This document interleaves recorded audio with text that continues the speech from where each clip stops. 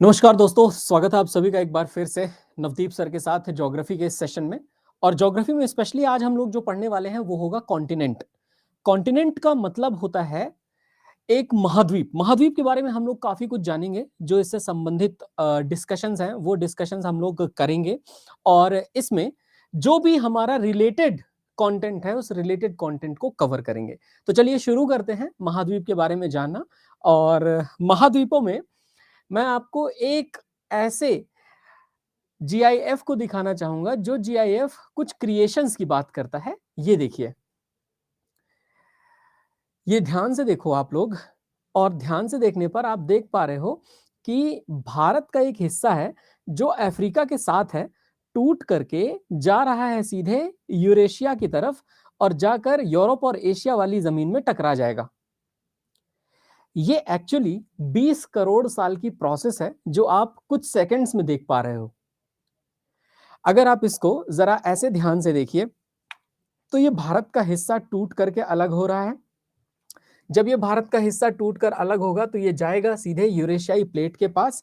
और देखिए, जब भारत जा करके ये यूरेशियाई प्लेट में टकराएगा ना, तो यूरेशियाई प्लेट में टकराने की वजह से बनेंगे फोल्ड। फोल्ड का मतलब होता है टेक्टोनिक प्लेट्स आपस में टकरा जाएंगी। नाउ टेक्टोनिक प्लेट्स जो है, टेक्टोनिक प्लेट्स आप सभी लोग जानते हो क्या होते हैं। मैंने टेक्टोनिक प्लेट्स के बारे में बताया और मैंने रॉबर्ट वैगनर का नाम लिया था आपके सामने। आपको याद होगा, रॉबर्ट वैगनर वो व्यक्ति हैं जिन्होंने बताया कि हमारे जमीन को खोदने पर नीचे हमें छोटी चट्टानें मिलती हैं और उन छोटी चट्टानों के नीचे और बड़ी बड़ी चट्टानें मिलती हैं। जितनी बड़ी बड़ी चट्टानें हमारी जमीन के अंदर मौजूद हैं वो सभी एस्थेनोस्फीयर के ऊपर रखी हुई हैं और वो सभी बड़ी चट्टानों को हम कहते हैं टेक्टोनिक प्लेट्स। ऐसा रॉबर्ट वैगनर का कहना था। और आप सभी को पता है कि जो टेक्टोनिक प्लेट्स हैं वो टेक्टोनिक प्लेट्स बार बार ओशियानिक फोर्सेस की वजह से मूव होती हैं। और आप देखो कि ये भारत का हिस्सा कहां नीचे गोंडवाना लैंड का हिस्सा हुआ करता था और कहां जाकर के टकरा रहा है यूरेशिया से। अगर मैं आप इसको फोटो दिखाऊं ना, तो इस फोटो को आप ऐसे देखो जरा ध्यान से। ये देखिए, south America, Africa, India, Antarctic, Australia, ये सब एक साथ ही हुआ करते थे नीचे वाले हिस्से में। और फिर ओशियन ने लगातार इनको फोर्स किया और फोर्स करते करते करते करते करते करते इंडिया को जा करके आखिरकार जाकर इस यूरेशियाई प्लेट में टकराना पड़ा। आपको पता है, ये जो यूरेशियाई प्लेट में जाकर इंडिया टकराया ना, इस इंडिया के टकराने की वजह से ही हिमालय का फॉर्मेशन हुआ है। इसीलिए हिमालय को कहते हैं फोल्ड माउंटेन्स। आप देखो ध्यान से, ये भारत आगे पहुंचा और आगे पहुंचा और आगे पहुंच करके जैसे ही यूरेशियाई प्लेट में टकराया, प्लेट में टकराने की वजह से फोल्ड्स बने। जैसे ये देखिए, ये मेरी स्लीव्स हैं। अगर मैं एक तरफ से इसको फिक्स कर दूं और दूसरी तरफ से इसको प्रेस करने की कोशिश करूं, तो ये देखो आप, यहां पर ये फोल्ड्स बनते हैं ना। कुछ ऐसा ही हिमालय का क्रिएशन भी है। हिमालय भी ना फोल्ड से ही बना है, इसीलिए हिमालय को कहते हैं फोल्डेड माउंटेन। जैसे मैंने अभी आपको ये बात बताई कि भारत निचले हिस्से में हुआ करता था, तो आप इसको देखो। इस फोटो को देखने के बाद आपको एक बात तो पता चल रही होगी, ऊपर का हिस्सा जो था ये लॉरेशिया था, जिसमें यूरोप, एशिया और नॉर्थ अमेरिका। नीचे का हिस्सा गोंडवाना लैंड, जिसमें south America, Africa, India, Antarctic और ऑस्ट्रेलिया। और ये बात ज्यादा पुरानी नहीं, केवल 25 करोड़ साल पहले की बात कर रहा हूं। आज से 25 करोड़ साल पहले हमारी पृथ्वी पर जितना भी लैंड मास था वो एक साथ ही था। और आज से 25 करोड़ साल पहले ये जो पूरा लैंड मास वाला हिस्सा था हमारी पृथ्वी पर, ये पैंजिया कहलाता था। फिर ये पैंजिया दो हिस्सों में बटा और वो दो हिस्से थे, नॉर्थ अमेरिका यूरेशिया वाला लॉरेशिया हिस्सा और south America, Africa, India, Antarctic और ऑस्ट्रेलिया वाला गोंडवाना हिस्सा। फिर उसके बाद क्या हुआ, उसके बाद ना ये और ज्यादा बढ़ता गया और ज्यादा बढ़ता गया। और ये जो टेक्टोनिक प्लेट्स हैं, टेक्टोनिक प्लेट्स समुंदर द्वारा फोर्स की जाती रहीं और समुंदर की तरफ से लगने वाले प्रेशर ने धीरे धीरे करके इसे आगे की तरफ खिसकाया है। अब आप देखो, आज का जो प्रेजेंट डे सिनेरियो है, या जो आज की हम लोग बात करते हैं, आज कुछ ऐसा है पूरा का पूरा हमारा भारत और पूरा विश्व। यानी कि आप एक बात तो समझे कि हमारे इस 25 करोड़ साल पहले की जर्नी, 250 मिलियन ईयर्स अगो, मतलब 25 करोड़ साल पहले की ही बात हो रही है। इस 25 करोड़ साल की जर्नी के बाद लगभग 20 करोड़ साल पहले लॉरेंशिया और गोंडवाना में ये बटा, और लॉरेंशिया और गोंडवाना में बटने के बाद आज ये प्रेजेंट डे का सिनेरियो बनता है। और आपको पता है, आज भी लगातार भारत को पीछे से समुद्र ऐसे ढकेल रहा है। इसी वजह से हिमालय की ऊंचाई और बढ़ती जा रही है, और ये प्रोसेस अभी भी जारी है। ये कांस्टेंट प्रोसेस है, कंटिन्यूअस प्रोसेस है, लगातार ये प्रोसेस चल रही है। आपको लगता है ये साउथ अमेरिका जो दूसरी तरफ अलग हुआ है, ये मेडागास्कर जो कहीं और जा रहा है, ये भारत कहीं और जा रहा है, ये देखिए ये अरब का हिस्सा कहीं और है और भारत का हिस्सा जाकर यूरेशियाई प्लेट से टकराया। मतलब आप सोचो कि ये जो भारत का हिस्सा है ना, इसी ने सबसे लंबी दूरी तय की है। अगर आप ज्योग्राफिकली भी देखो तो हम सबसे पुराने हैं, क्योंकि हम सबसे पुरानी सबसे लंबी दूरी तय करते हुए आखिर आकर के यूरेशियाई प्लेट में टकराए। वरना इतनी लंबी दूरी तो किसी और ने तय नहीं की। किसी ने इतना डिस्टेंस तो कवर नहीं किया ना जितना भारत ने किया है। भारत ने ऑलमोस्ट कितना लंबा डिस्टेंस कवर किया है ना। ये देखो, ये अमेरिका अलग हो रहा है, ये अंटार्कटिक अलग हो रहा है, ये ऑस्ट्रेलिया अलग हो रहा है, ये मेडागास्कर है, ये इंडिया है, ये देखो सऊदी अरब है, और ये सब इकट्ठे होकर के ना फिर फाइनली मिडिल ईस्ट बना देते हैं, बाकी के छोटे छोटे टुकड़े। मेरे ख्याल से अब आपको ये अंदाजा तो लग रहा होगा कि भारत ने कितनी लंबी दूरी तय की है, और ऐसे कॉन्टिनेंट्स बनते हैं। इस तरह से निर्माण होता है इन महाद्वीपों का, जिन महाद्वीपों को आज हम पढ़ते हैं। और इस समय वैसे तो हम लोग 7 महाद्वीप की चर्चा करते हैं कि 7 कॉन्टिनेंट्स हैं दुनिया में, लेकिन ये 7 कॉन्टिनेंट्स वास्तव में 7 ना होकर के 8 हैं, क्योंकि अभी पिछले साल एक कॉन्टिनेंट को अलग कॉन्टिनेंट का दर्जा दिया गया है, और वो कॉन्टिनेंट है जीलैंडिया। क्लियर हुआ? तो देखो, सिंपल सी बात है कि अगर हम लोग कबीर दास जी का एक दोहा पढ़ें, और शायद उसमें एक बात कही गई थी कि क्या कभी किसी रस्सी से पत्थर को काटा जा सकता है? तो आप सोचोगे नहीं सर, रस्सी से पत्थर को कैसे काट सकते हैं? लेकिन उन्होंने क्या कहा था कि करत करत अभ्यास के जड़मति होत सुजान, रसरी आवत जादते सिल पर परत निशान। अगर रस्सी लगातार एक जगह को घिसती रह जाए तो वो पत्थर भी बार बार कट जाता है। एग्जैक्टली यही हुआ था। आप सोचो, मैं ये नहीं कह रहा कि 10 दिनों में महासागर ने किसी इंडिया को फोर्स करके यूरेशिया के साथ लगा दिया। लगातार 20 करोड़ साल तक पुश करता रहा, 20 करोड़ ईयर्स। आप खुद ही सोचिए, अगर आप लगातार 20 सालों तक इस दीवार पे ऐसे खट खट खट खट खट खट खट खट उंगली मारते रहोगे, तो 20 सालों बाद डेफिनेटली वो दीवार टूट जाएगी,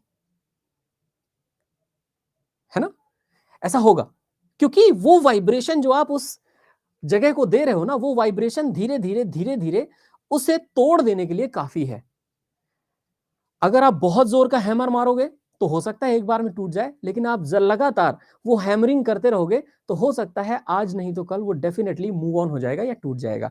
ऐसा ही हुआ है। तो हम लोग इसको ऐसे ही समझें कि जो प्रोसेस है वो प्रोसेस ऐसे ही हुई है, और चूंकि इस प्रोसेस का एक वीडियो और इस प्रोसेस का पूरा कंप्लीट फोटो हमारे पास अवेलेबल है, तो आपको मेरे ऊपर ये बात का भरोसा भी करना पड़ेगा कि सब ठीक ठाक ही बता रहे हैं, गलत नहीं बता रहे।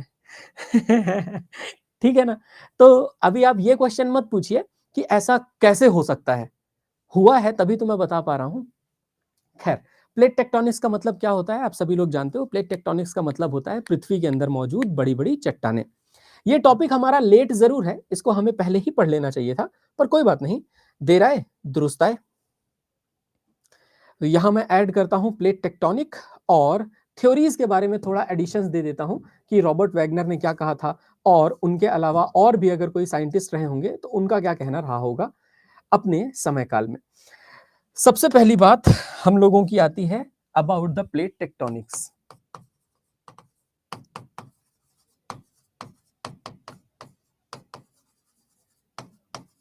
प्लेट टेक्टोनिक्स थ्योरी, इसे कहते हैं plate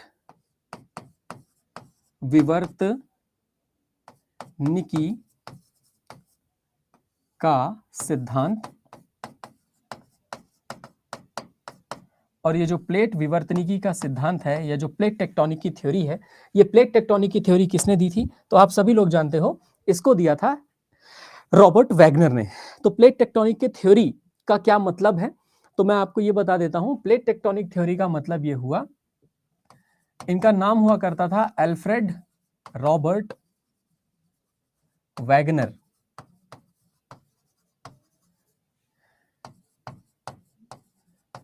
Alfred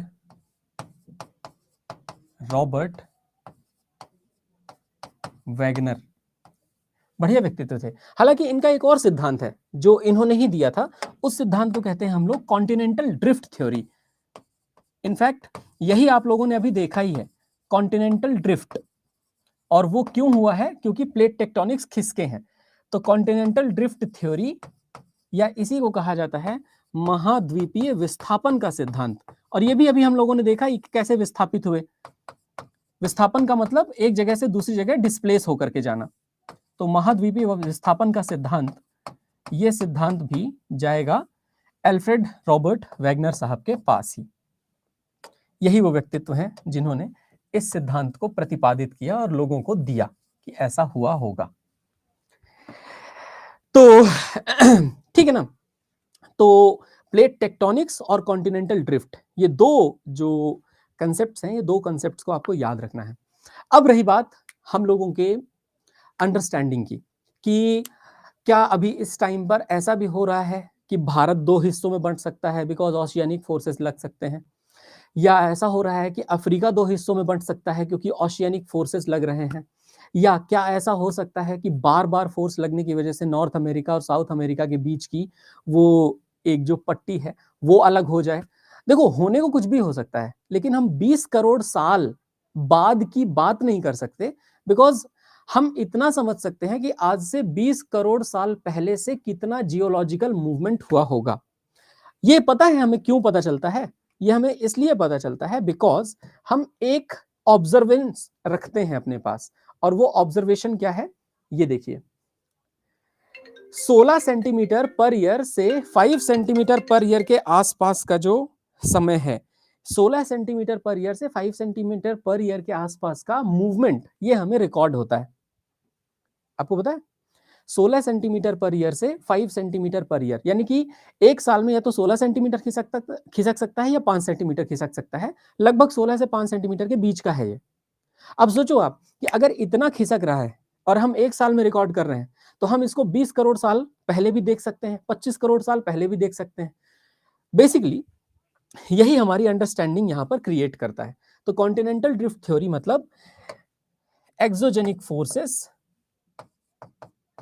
exogenic forces of ocean caused the movements of plates to form new continents. समुद्र के बहिर्जात बल, समुद्र के बहिर्जात बल ने नए महाद्वीप का निर्माण संभव बनाया।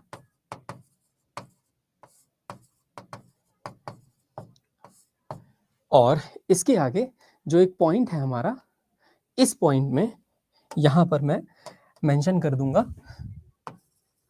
यही है कॉन्टिनेंटल ड्रिफ्ट, यही है महाद्वीपीय विस्थापन। ठीक है, ये हुई एक बात, है ना। तो शिफ्टिंग इन प्लेट्स, ये बहुत सिंपल सा कंसेप्ट है, जिस कंसेप्ट को अल्फ्रेड रॉबर्ट वैगनर ने बड़े अच्छे से बताया।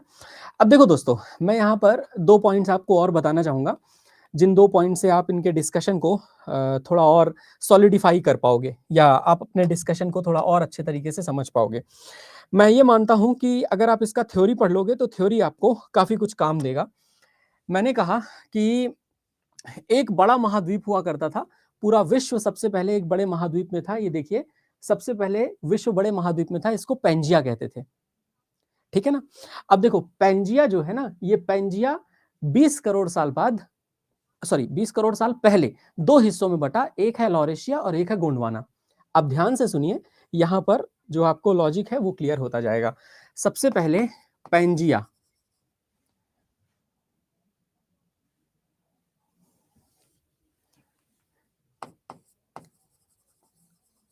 पेंजिया, पेंजिया को कहा जाता था एक सुपर कॉन्टिनेंट। पेंजिया क्या था? Pangaea was a super continent. ये एक बहुत बड़ा महाद्वीप था, एक बड़ा महाद्वीप। और ये बड़ा महाद्वीप was surrounded by N ocean. ठीक है, पेंजिया को किसने सराउंड किया हुआ था? तो याद रखिएगा, पेंजिया को सराउंड किया हुआ था पैंथालासा ने। तो ये जो महासागर आप देखते हो ना, ये देखो, ये पेंजिया है और पेंजिया के चारों तरफ ये पूरा का पूरा जो महासागर है, इसको पैंथालासा कहा जाता था। तो पेंजिया और पैंथालासा दो शब्द यहां पर आते हैं। तो Pangaea surrounded by an ocean, surrounded by an ocean called Panthalassa, है ना। एक महासागर, एक महासागर ने पेंजिया को घेर रखा था और उसका नाम था पैंथालासा। ठीक है, अब ये सुपर कॉन्टिनेंट बटा हुआ था दो हिस्सों में। तो सुपर कॉन्टिनेंट के दो हिस्से, सबसे पहले इसका एक हिस्सा है जिसे कहा गया लॉरेंशिया। और मैं आपको एक बात बताऊं, ये जो लॉरेंशिया है इसी को अंगारा लैंड कहा करते थे। तो लॉरेंशिया को ही क्या कहा जाता था? तो यहां पर इसे ही कहा जाता था अंगारा लैंड। अब आपसे कभी पूछे ना कोई कि अंगारा भूमि और गोंडवाना भूमि, तो आप कहिएगा एक दूसरे के अपोजिट। अंगारा भूमि ऊपर की तरफ, गोंडवाना भूमि नीचे की तरफ। क्लियर हुआ ना। तो अंगारा लैंड जिनका डाउट था, उनका डाउट पहले ही क्लियर हो गया होगा कि आखिर ये था क्या। दूसरा पॉइंट यहां पर जो हमारे साथ एडअप होता है वो ये है कि दूसरा हिस्सा इसका हुआ करता था गोंडवाना लैंड। और ये गोंडवाना भूमि, गोंडवाना भूमि, इसके हिस्से आप सभी लोग जानते ही हो। तो इसके हिस्से में सबसे पहले अफ्रीका, साउथ अमेरिका, अंटार्कटिका, फिर उसके बाद भारत, दैट इज इंडिया, और ऑस्ट्रेलिया। तो ये है अफ्रीका,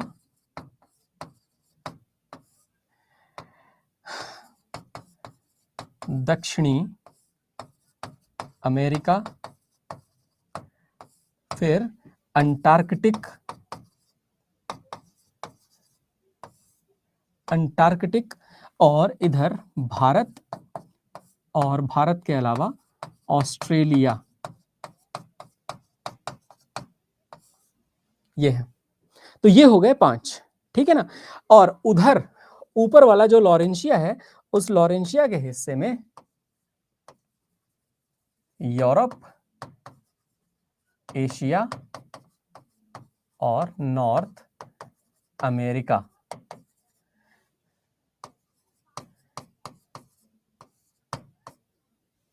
यूरोप है, एशिया है और उत्तरी अमेरिका है।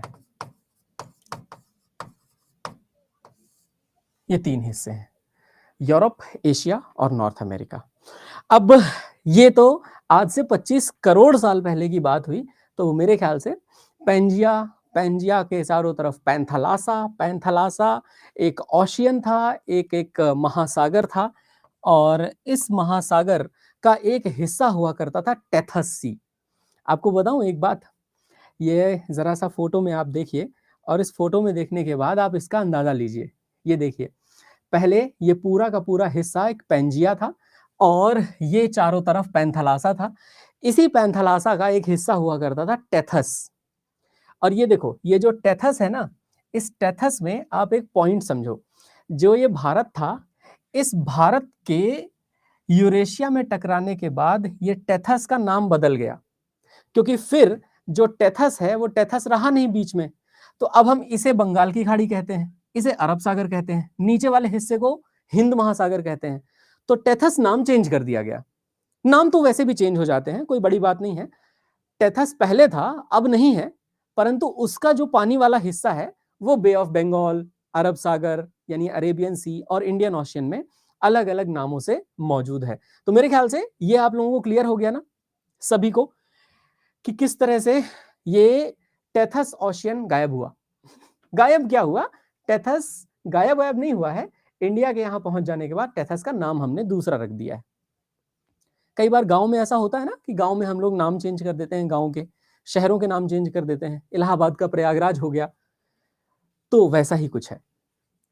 अब जगह वही है, बस नाम थोड़े अलग अलग हो गए। ठीक है, तो दोस्तों ये एक अंडरस्टैंडिंग हम लोगों ने डेवलप की, और ये अंडरस्टैंडिंग थी हमारी लॉरेंशिया और गोंडवाना लैंड के बारे में। अब आते हैं तो कुछ कुछ, है ना, आते हैं तो कुछ कुछ का ऐसे डिस्कशन भी देख लेते हैं। जैसे अगर मान लीजिए मैं कह रहा हूँ, ये देखो नॉर्थ अमेरिका, ये है साउथ अमेरिका, ये है अफ्रीका, ये है यूरोप, ये है एशिया, ये है ओशियानिया। अच्छा, ऑस्ट्रेलिया को ओशियानिया क्यों कह देते हैं वो बताऊं आपको। ऑस्ट्रेलिया को ओशियानिया इसलिए कह देते हैं क्योंकि ऑस्ट्रेलिया एक कंट्री भी है और ऑस्ट्रेलिया एक महाद्वीप भी है। ये जो हिस्सा है ना, इसमें ऑस्ट्रेलिया एक देश भी है। आप लोगों ने कैनबरा नाम का एक शहर सुना होगा, सुना है या नहीं? तो कैनबरा जो है ना, वो कैनबरा राजधानी है ऑस्ट्रेलिया की, तो वो ऑस्ट्रेलिया एक देश है, और फिर ऑस्ट्रेलिया एक महाद्वीप भी है। तो इसलिए इसका नाम ओशियानिया हम लोग ज्यादा पुकारते हैं, क्योंकि ओशियानिया पुकारेंगे तो कम से कम अलग अलग हो जाएगा, तो कॉन्टिनेंट और कंट्री में कंफ्यूजन नहीं रहेगा। आप लोग जब हिस्ट्री पढ़ोगे ना, तो हिस्ट्री में एक कंफ्यूजन को दूर करने के लिए गवर्नर जनरल को वाइसरॉय कहा जाने लगा था। और वो कंफ्यूजन ये था कि सेंटर में गवर्नर जनरल होता था और प्रोविंसेस में गवर्नर होते थे। तो अगर प्रांतों में गवर्नर है और केंद्र में गवर्नर जनरल है, तो बार बार गवर्नर और गवर्नर जनरल इन दो शब्दों को बोलने में बहुत ज्यादा समस्या होती थी। तो उन्होंने कहा गवर्नर जनरल शब्द को वाइसरॉय कर देते हैं, ताकि गवर्नर कहें तो प्रांत समझ में आए और वाइसरॉय कहें तो केंद्र का, ऐसे टाइप से, है ना। अंडरस्टैंडिंग के लिए हम बेहतर बनाते हैं। आखिर ये सब जो नाम है, Asia, Europe, Africa, south America, north America, आखिर ये लोगों ने ही तो रखे हैं। ऐसा तो है नहीं कि इसे लोगों ने नहीं रखा। अब कोलंबस है तो कोलंबस ने यहां जाकर के नाम रख दिए, यहां के रहने वाले लोगों को उसने इंडियन कह दिया। उसके हिसाब से दो थ्योरीज हैं। वेस्ट वाले ये कहते हैं कि कोलंबस तो इंडिया ढूंढने निकला था, इसलिए इंडिया ढूंढते ढूंढते जब उसे नॉर्थ अमेरिका मिला, तो नॉर्थ अमेरिका के लोगों को उसने इंडियन मान लिया, तो उसने कहा ये रेड इंडियंस हैं। और दूसरी तरफ ये है कि यूरोप वालों के अंदर रेसिज्म का भाव तो होता ही था। उन्होंने इंडिया शब्द की एग्जिस्टेंस ही इसलिए बना दी ताकि हम पिछड़े लोगों को इंडियंस कह सकें, चाहे वो ब्लैक हो चाहे वो ब्राउन हो, बिकॉज अंग्रेजों के हिसाब से अंग्रेज व्हाइट हैं और white man are the best man, मतलब व्हाइट मैन जो होते हैं वो बेस्ट होते हैं दुनिया में, ऐसे टाइप से। ठीक है, तो ये सोचने सोचने वाली बात है, अंडरस्टैंडिंग है जो अलग अलग है, जो ब्रिटिश पर्सपेक्टिव देते हैं। लेकिन हमारे लिए ना डिस्कशन का हिस्सा ये जीलैंडिया है। ये देखिए, ये पापुआ न्यूगिनी है। पापुआ न्यूगिनी के आसपास के ये जो छोटे मोटे द्वीप है ना, इन द्वीपों को और न्यूजीलैंड को मिला करके ये आजकल एक नया कॉन्टिनेंट कहा जाता है, और इस नए कॉन्टिनेंट को जीलैंडिया नाम से जाना जाता है भाई। ये एक नया कॉन्टिनेंट है ना? तो मेरे ख्याल से अब आप समझ गए होंगे। तो 8 हैं total, north America, south America, Europe और अफ्रीका, एशिया और ओशियानिया और जीलैंडिया। नीचे अंटार्कटिक है, ये अंटार्कटिक को हम भूलेंगे नहीं, अंटार्कटिक भी उसी का, मतलब हमारे 8 कॉन्टिनेंट्स में से एक है। और जीलैंडिया को 2023 में ऑफिशियली ये तय कर दिया गया है कि हाँ ये एक कॉन्टिनेंट है। नेशनल जियोग्राफिक ने इसे मान्यता दी है। इसको 2015 में ही मान्यता मिल जानी थी, लेकिन 2023 तक पता नहीं ये मामला 8 साल खिसका क्यों। 8 साल तक खिसका, तो 8 साल में अंततः हमने ये फाइनली मान लिया कि हाँ ये एक अलग से महाद्वीप होगा। ठीक है, पर देखो दोस्तों, जीलैंडिया एक महाद्वीप है और इसमें एक देश है जिसका नाम है न्यूजीलैंड। तो ये जो नीचे हरा हिस्सा आप देख पा रहे हो ना, ये न्यूजीलैंड जो है ये अलग देश है, इट्स अ डिफरेंट कंट्री। ये जीलैंडिया के अंडर आता है और फिर उसकी राजधानी और उसकी जगहें जो भी क्वींसलैंड वगैरह, क्वींसलैंड तो ऑस्ट्रेलिया की जगह है, पर न्यूजीलैंड के अंदर जो भी जगहें होंगी, मुझे खास आइडिया नहीं है न्यूजीलैंड का। खैर देखो दोस्तों, तो अब आपको एक बात पता चली कि आखिर किस तरह से हिमालय बने होंगे। ये देखिए, ये इंडियन प्लेट है, इंडियन प्लेट जाकर के यूरेशियाई प्लेट में मर्ज हो गई, मतलब चट्टानें आपस में मर्ज हुई, और चट्टानें आपस में मर्ज हुई तो फिर चट्टानें धीरे धीरे फोल्ड बनते गए। अब ऐसा ही है, ऐसे समझो, ऐसे यहाँ पर आए और यहाँ से फिर ऐसे फोल्ड बन गए। अब ये ऊपर जो हिस्सा उठा है, आ तो पहले ऐसे रहे थे, ठीक है, और ऐसे टकराए तो अब देखो ऐसे ऐसे ऐसे ऐसे ये फोल्ड बनने लगे। यहाँ से पूरा भारत का हिस्सा, इधर पूरा यूरेशिया, और अगर कोई भी चीज जा करके एक ऐसे हिस्से में टकराएगी जहां पर एक तरफ से फिक्स हो, तो वहां फोल्ड बनने ही है। जैसे ये देखिए, ये सीधा है, अगर मैं इसको जरा सा ऐसे मोड़ूं तो ये देखो फोल्ड बन रहे हैं ना, इधर वही हुआ है। इसको बहुत सिंपल हम समझ सकते हैं।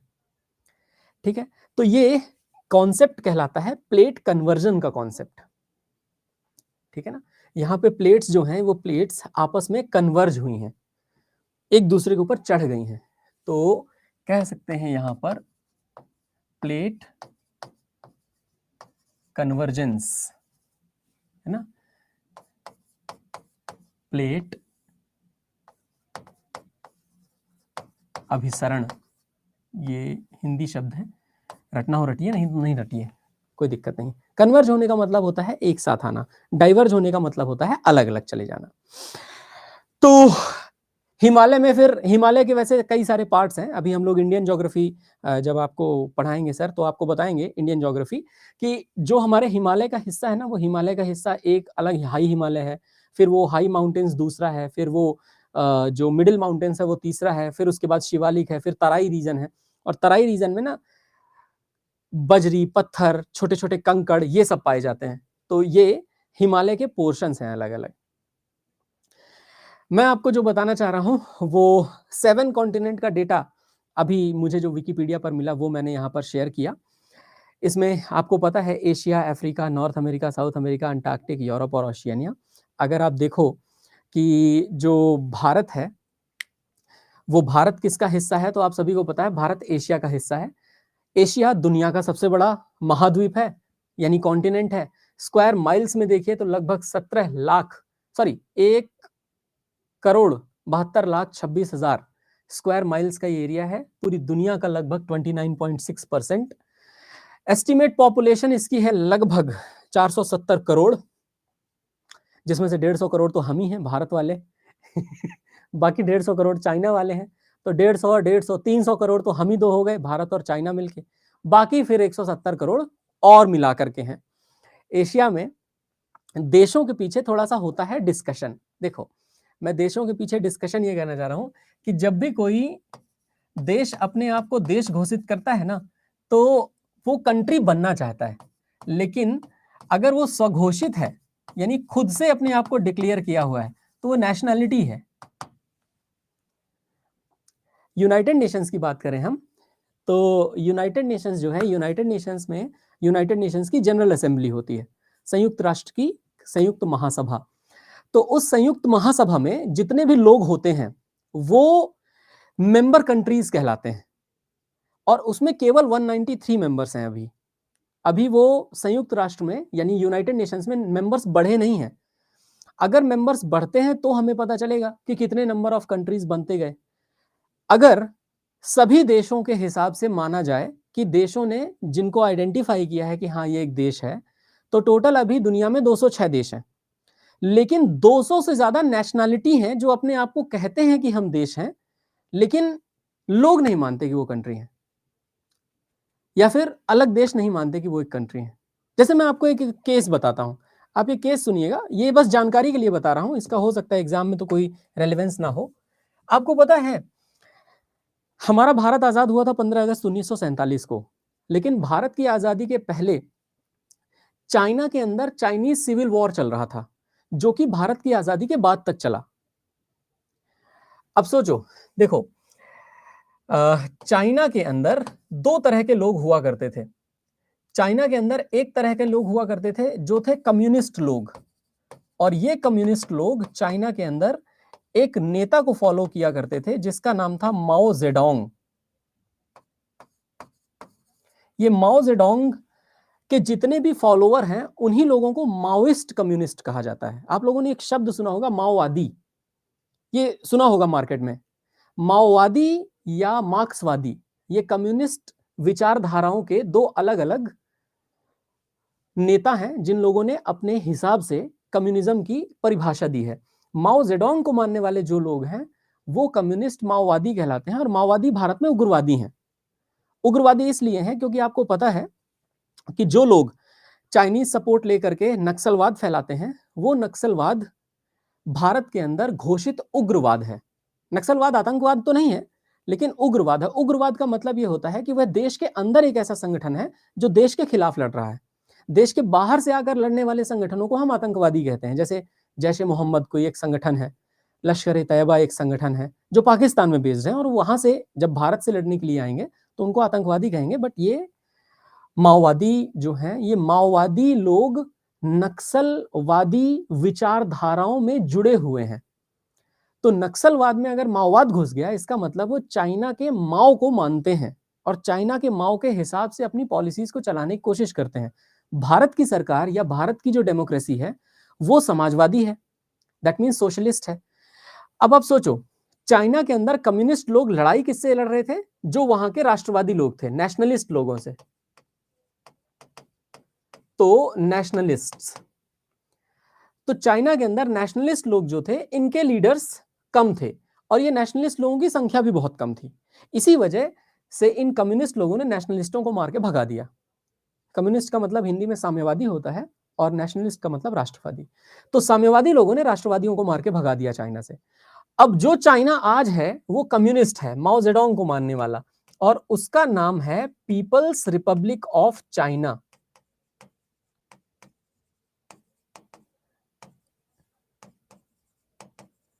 इसको पीआरसी कहा जाता है दोस्तों, पीपल्स रिपब्लिक ऑफ चाइना। तो आज जो चाइना है ना वो पीआरसी है बेसिकली। लेकिन दूसरा जो है नेशनलिस्ट लोग चले गए रिपब्लिक ऑफ चाइना में। अब देखिए, दो देश हैं और दो देशों के अलग अलग नाम हैं। पीपल्स रिपब्लिक ऑफ चाइना मतलब पीआरसी है ना, और रिपब्लिक ऑफ चाइना मतलब ये रिपब्लिक ऑफ चाइना है, और इसको कहा जाता है ताइवान। आप लोगों ने ताइवान देश का नाम जरूर सुना होगा। अब देखो, ताइवान निकला चाइना से है, ताइवान में नेशनलिस्ट लोग हैं, और ये जो चाइना के अंदर ये सब कुछ हुआ है, ये हुआ है 1949 में, चाइनीज सिविल वॉर के खत्म होने के बाद। तो अब आप सोचो कि यहां पे समझना यह है कि ताइवान अपने आप को कहता है कि हम एक देश हैं, लेकिन चाइना नहीं मानता कि वो एक देश है, क्योंकि ये जो पीपल्स रिपब्लिक ऑफ चाइना है ये इस रिपब्लिक ऑफ चाइना को रिकॉग्नाइज नहीं करता। और चूंकि पीपल्स रिपब्लिक ऑफ चाइना इस रिपब्लिक ऑफ चाइना को रिकॉग्नाइज नहीं करता, इसलिए ताइवान एक देश की तरह पूरी दुनिया के सामने नहीं आ पाता। और आपको पता है ये ताइवान एक देश नहीं है, इसीलिए ताइवान एक नेशनैलिटी है, Taiwan is not a country. अब आपको समझ में आया कि नेशनैलिटी और कंट्री के अंदर क्या अंतर है? राष्ट्र यानी कि कंट्री, और राष्ट्रीयता यानी कि कंट्री के लिए एक लड़ाई, that is the difference. Clear हो गया सभी को? तो मेरे ख्याल से मैं जो ये आपको बताना चाह रहा था ना, ये बताना चाह रहा था इसलिए ताकि आपको ये समझ में आए कि अगर आप कभी मुझसे पूछो कि सर एक कॉन्टिनेंट के अंदर कितने देश हैं, तो वो एक कॉन्टिनेंट के अंदर कितने देश और कितने नेशनैलिटी, ये सही क्वेश्चन होना चाहिए। तो उसके पीछे कभी टेंशन मत लीजिएगा कि कितने देश हैं, किस नेशनैलिटी को कौन से वो देशों के अंडर आ रहा है या फिर क्या है। जैसे हांगकांग है, तो हांगकांग भी एक नेशनैलिटी है, वो अपने आप को कहता है कि हम अलग हैं चाइनीजों से, लेकिन हांगकांग पे जबरदस्ती चाइनीजों ने कब्जा किया हुआ है और हांगकांग अपने आप को डिक्लेयर करता है कि हाँ हम अलग हैं, देश है अलग हैं, लेकिन वो है नहीं, है ना। हांगकांग के ऊपर स्पेशल इकोनॉमिक जोन बना के चाइना ने एक अधिकार किया हुआ है, ठीक है ना, बिल्कुल नहीं जेबा, ठीक है। तो देखो, अगर आप देखो पूरी दुनिया में नेशनैलिटी का मतलब हो गया self declared country, country waiting for approval from UN and UNSC के मेंबर्स, और यहां पर कंट्रीज जो हैं रिकॉग्नाइज्ड नेशनैलिटीज बाय UN और फिर बाकी UNSC के जो सदस्य हैं। देखो दिक्कत क्या है ना, यूनाइटेड नेशंस जो हैं, यूनाइटेड नेशंस मतलब मुझे तो, मैं अपना पर्सनल ओपिनियन अगर बताऊं तो मुझे लगता है यूनाइटेड नेशंस ना इस दुनिया में केवल और केवल एक पपेट है। पता नहीं उस बॉडी को बनाया क्यों गया है, मुझे आज तक नहीं समझ में आया कि यूनाइटेड नेशंस बनाया गया 1945 में, 1947 से लेकर के 1991 तक अमेरिका और यूएसएसआर के बीच में कोल्ड वॉर चला, वियतनाम में वॉर हुए, नॉर्थ कोरिया साउथ कोरिया के बीच में वॉर हुए, रशिया और यूक्रेन आपस में भिड़े पड़े हैं, आर्मेनिया और अजरबैजान आपस में भिड़े पड़े हैं, केनिया और अफ्रीका के अंदर क्या हो रहा है सबको पता है, नाइजीरिया और सोमालिया के अंदर किस तरह से पायरेसी चल रही है सबको पता है। ये यूनाइटेड नेशंस वाले हैं किस लिए? ये एक नंबर के क्या बोलूं मैं है ना, ऐसा कह सकते हो कि डुप्लिसिटी है इनके नेचर में। ये सब, मैं एक शायरी सुन रहा था तो उसमें एक शायरी में एक बंदे ने कहा था कि है अमन के वास्ते दुनिया में बना UNO, USA की यू है उसमें, बाकी सबकी नो ही नो, तो वो बिल्कुल सही है ना। तो ये जो है ना इनका जो कोई मसला है, इवन भारत और पाकिस्तान के बीच में मसला है, तो चलो ठीक है UN के चार्टर में वो बात अलग थी, फिर उसके बाद इंदिरा गांधी जी ने उसे अलग कर दिया, बट भारत और पाकिस्तान के मसले के अलावा दुनिया भर के मसले हैं। पाकिस्तान और अफगानिस्तान का मसला है, पाकिस्तान ने अफगानिस्तान के एरिया पे कब्जा किया हुआ है, वो भी तो एक मसला है, ठीक है। तो क्या ही कहा जाए, खैर रिकॉग्नाइज्ड जो कंट्रीज हैं वो 206 के आसपास हैं, 206, और हमारे पूरे 200 प्लस से ज्यादा नेशनैलिटीज हैं। अच्छा मैं आपको कुछ दिखाऊं, आपको खुशी होगी वो देख करके। कॉन्टिनेंट की क्लास में आपको कंटेंट तो ठीक है दे ही दूंगा, लिखा लिखाया कंटेंट है हमारे पास थोड़ा सा। ये देखो 8 महाद्वीपों के बारे में लिखा मैंने, जीलैंडिया को भी मेंशन कर दिया है, 8 continent available in over earth and the earth's overall land mass is made up of the 8 continents of varied proportions, or some are interconnected while others are not. Each one has a distinct number of countries. The 8 continents are Asia, Africa, Europe, Australia, North America, South America, Antarctic, Zealandia. और फिर इसके अलावा यहाँ पे मैंने ये भी लिखा है कि अराउंड 70% जो अर्थ का हिस्सा है, 70 से 71% वो पानी है, बाकी 29% जो है वो जमीन का हिस्सा है। और फिर ये 8 जो आज के महाद्वीप हैं ये पहले पैंजिया के नाम से जाने जाते थे, तो ये थे पैंजिया, ठीक है। और फिर उसके बाद प्लेट टेक्टोनिक्स के बारे में जो मैंने चर्चा की, आपको इतना बताया, तो यहाँ पे मैंने एक एक लाइन में इसीलिए लिख दिया है कि पता है मैं क्यों ये लिख देता हूँ, ये मेरे नोट्स में क्यों रख देता हूँ, ताकि जब भी कभी आज से 6 महीने के बाद आप रिवाइज करना चाहें तो आपको मेरा लेक्चर देखने की जरूरत ना पड़े। अगर आपने ध्यान से लेक्चर को सुना होगा तो एक बार ये कंटेंट भी पढ़ लोगे तो आपको ध्यान आती जाएगी सारी पिक्चर कि हाँ सर ने ऐसे ऐसे बताया था। ये कंटेंट इसीलिए लिखा लिखाया मैं आपको दे देता हूँ, बाकी तो मैं आपको लिख के बता ही देता हूँ जो जरूरी है। समझना इज मोर इंपॉर्टेंट देन लिखना, मुझे ऐसा लगता है। और कंपटीशन में अगर लिख करके पढ़ने की आदत आपको है तो आप मान के चलिए कि आप स्मार्ट स्टूडेंट की श्रेणी में नहीं आते।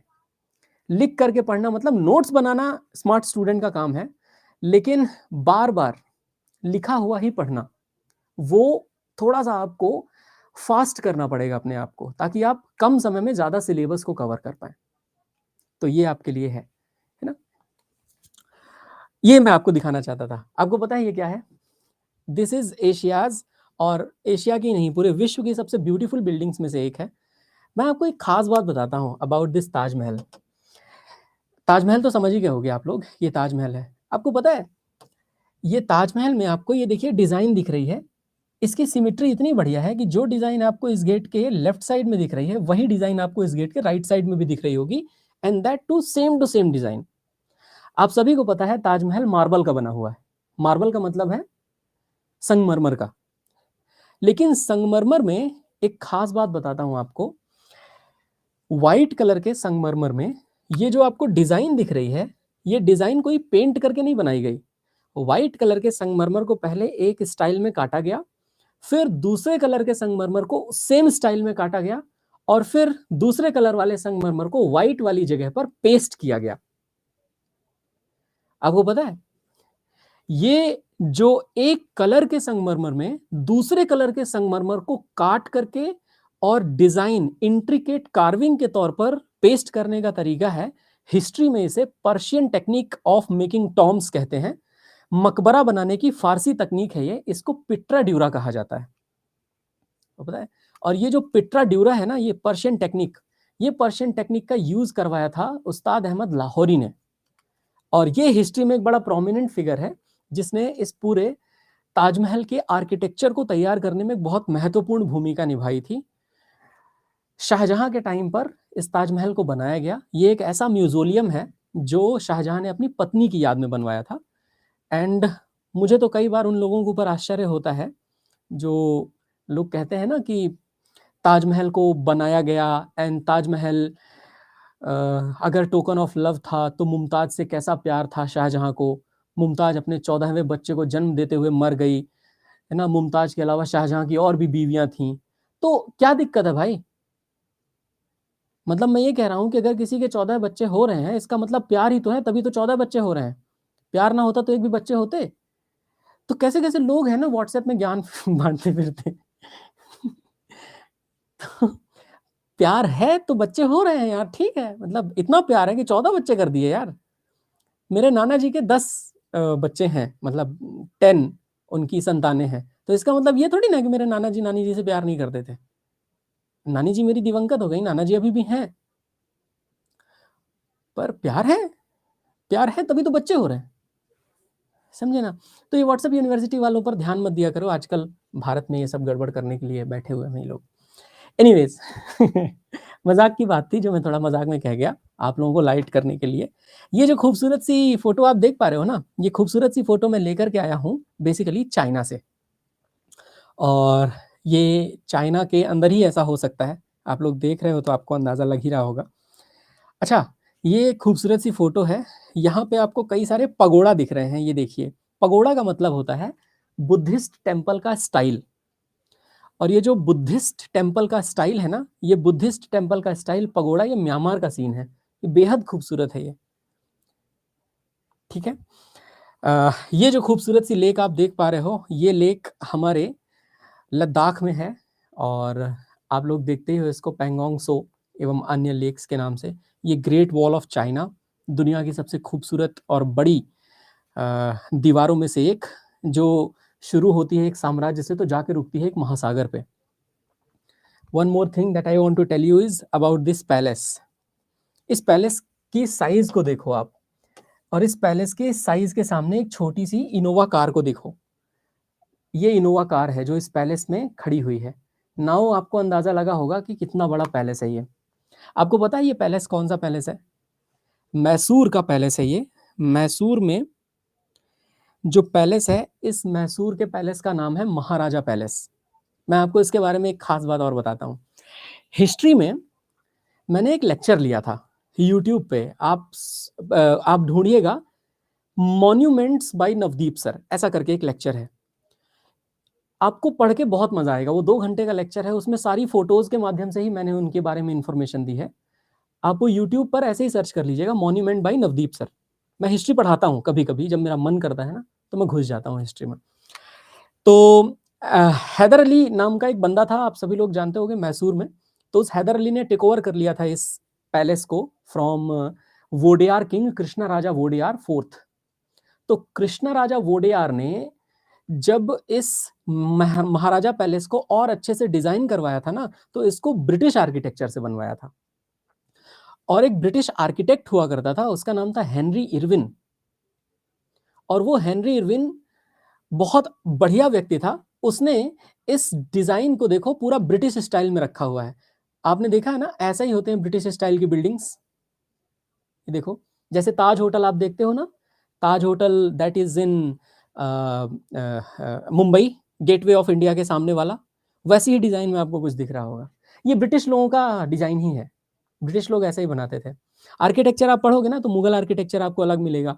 वो लाल कलर के सैंडस्टोन से बनाते थे और सफ़ेद सफ़ेद संगमरमर लगाते थे खूबसूरती के लिए। लाल रेड स्टोन का राजपूत आर्किटेक्चर आपको अलग मिलेगा।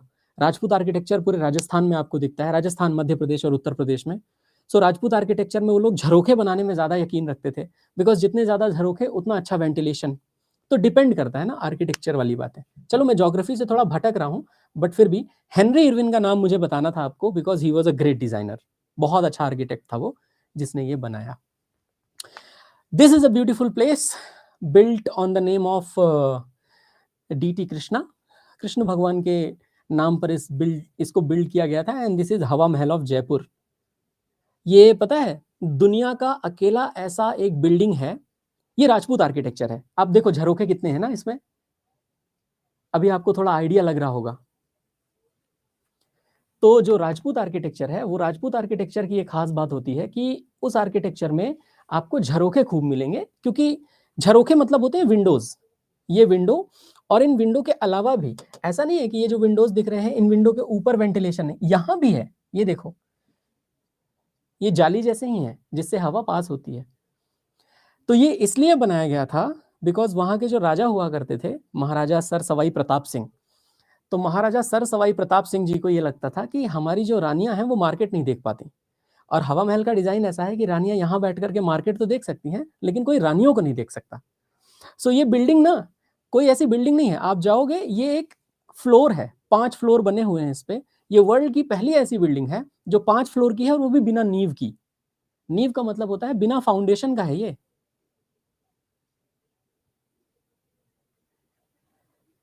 ठीक है, तो ये आपको ऐसे टाइप से कुछ मिलेंगे। This is a beautiful view from Uttarakhand. Uttarakhand का एक खूबसूरत सा व्यू है ये, जहाँ पर ये अलकनंदा नदी निकल रही हैं, और आप देख सकते हो इसको। मेरे ख्याल से ये देवप्रयाग, सॉरी, रुद्रप्रयाग के आसपास का सीन है कहीं का, जहाँ पे मंदाकिनी और अलकनंदा आपस में मिलती हैं। एग्जैक्ट मुझे याद नहीं है कि मैंने फोटो जब डाउनलोड की थी तो इसका डिस्क्रिप्शन क्या पढ़ा था। ये ग्वालियर का किला है। ये एशिया की खूबसूरती आपको दिखा रहा हूँ, कॉन्टिनेंट का ही पार्ट पढ़ा रहा हूँ आपको, ज्योग्राफी में थोड़ा इंटरेस्ट जगा रहा हूँ आपका। This is a place called Devprayag. ये देवप्रयाग है, और देवप्रयाग में देखिए एक तरफ से अलकनंदा आती हैं और दूसरी तरफ से इधर से आती हैं भगीरथी, और अलकनंदा और भगीरथी के मिलने पर ये बन जाती हैं यहाँ से गंगा। ये मैं आपको जब इंडियन रिवर सिस्टम या सर पढ़ाएंगे आपको इंडियन रिवर सिस्टम, तो वो आपको बताएंगे यहाँ पे।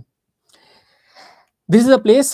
अब ये देखिए, इसी को मैं कह रहा था, ताज पैलेस, इसका डिजाइन देखिए, क्वाइट ब्रिटिश डिजाइन।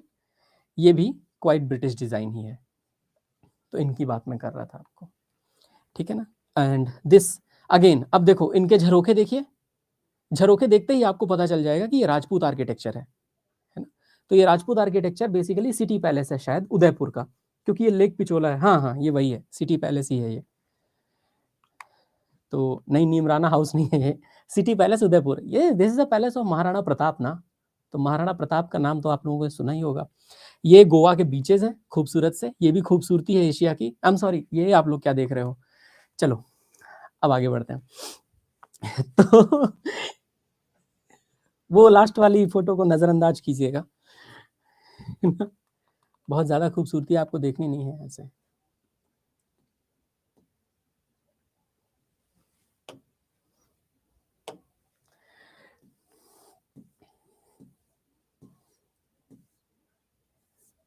कहाँ चली गई एशिया के बारे में इंफॉर्मेशन? ये रही। तो ये जो एशिया के बारे में इंफॉर्मेशन है ना, एशिया के बारे में इंफॉर्मेशन, एशिया महाद्वीपों में आकार और जनसंख्या दोनों के मामले में दुनिया का सबसे बड़ा है। अगर आपसे कोई पूछ देना कि एशिया में as of now how many countries are there, ऐसे टाइप के क्वेश्चंस पूछे जाते हैं एग्जामिनेशन में, उठा के रख दिए जाते हैं, how many countries are there in Asia currently, है ना। तो एशिया में 48 कंट्रीज हैं, आप ये मान करके चलो। 48 जो कंट्रीज हैं वो 48 कंट्रीज हैं अभी। अब पूरी दुनिया में कोई कहेगा 206 देश हैं, कोई कहेगा 256 देश हैं। तो जो देशों को नेशनैलिटीज को कंट्री कंसीडर कर लेता है ना, राष्ट्रीयता को राष्ट्र कंसीडर कर लेता है, उनके साथ ये दिक्कत होती है 206। अब ये भी क्वेश्चन आपके सामने आएगा कि ये बताइए क्या एशिया में 51 देश है या 48 देश है? तो याद रखिए यूनाइटेड नेशंस के हिसाब से एशिया में 48 देश, 48 कंट्रीज एज पर यूएन।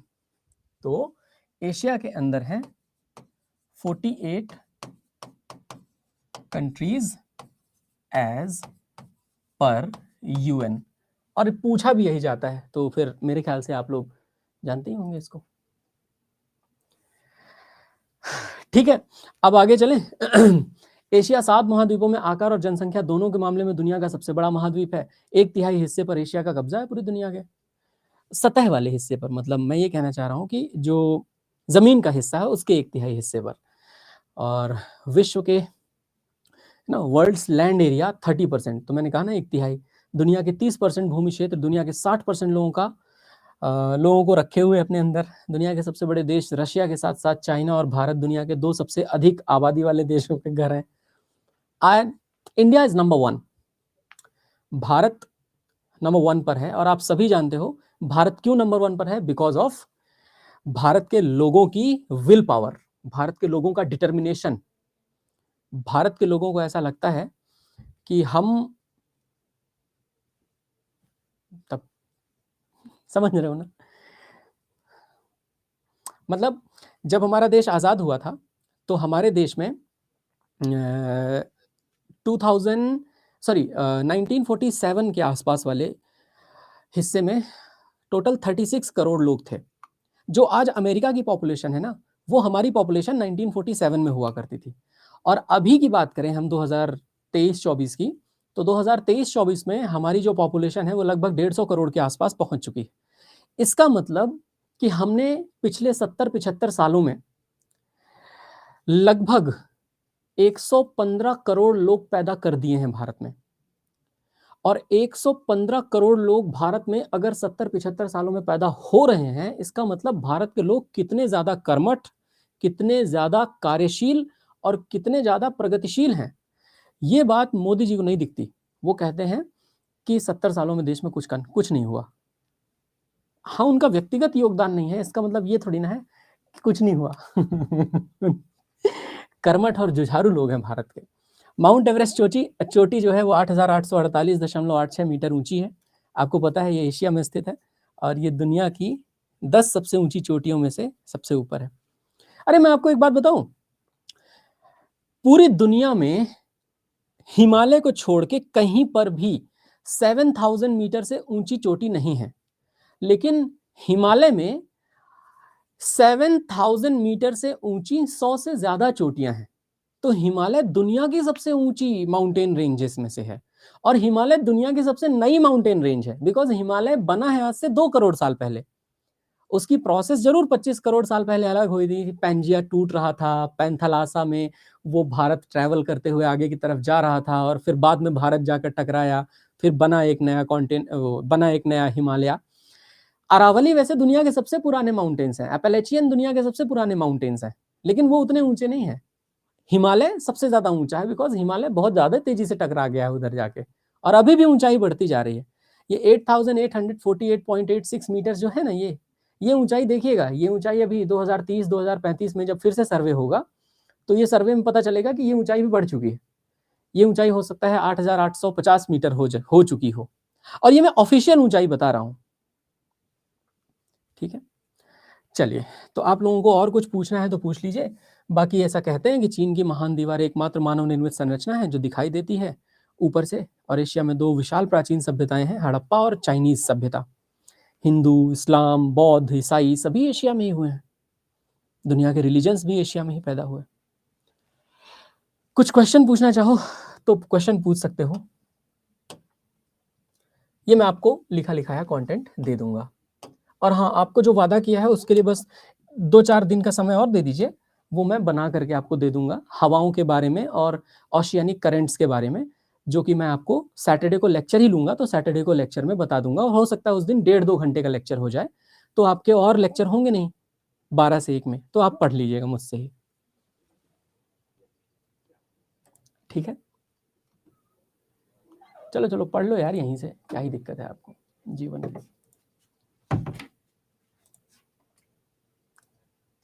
चलो, थैंक यू सो मच, ख्याल रखिए। मैं अभी कल कॉन्टिनेंट वाला क्वेश्चन कराऊंगा तो और बताऊंगा आपको। हाँ जी, हाँ जी, आपके अपने क्वेश्चन वहीं पर हम डिस्कस करेंगे। Thank you.